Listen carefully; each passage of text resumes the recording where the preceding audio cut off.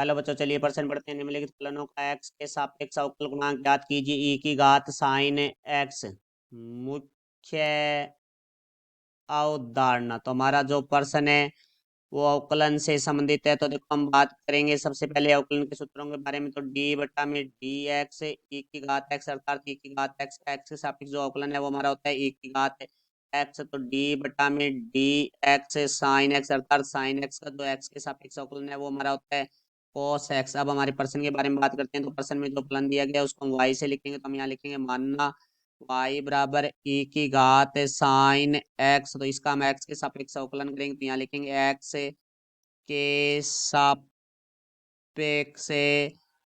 अवकलन करने पर, तो देखो x के सापेक्ष अवकलन करेंगे तो यहाँ से हमारे पास आ जाएगा डी वाई बटा में डी एक्स बराबर डी बटा में डी एक्स ई की घात साइन एक्स।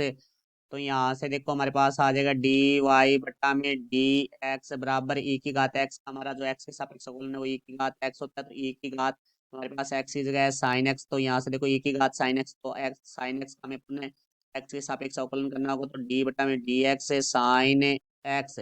तो यहाँ से देखो भाई डी वाई बटा में डी एक्स बराबर है e की घात साइन एक्स का एक्स के सापेक्ष अवकलन है, जो कि हमने मुख्य उदाहरण में लिखा है वो cos एक्स होता है। तो यहाँ से देखो भाई डी बटा में डी एक्स वाई की जगह हमारे पास था e की घात साइन एक्स, अर्थात e की घात साइन एक्स का एक्स के सापेक्ष अवकलन है वो होगा हमारे पास e की घात साइन एक्स गुणा में cos एक्स। ये हमारे प्रश्न का उत्तर हुआ। मैं आशा करता हूँ समझ आया होगा। धन्यवाद।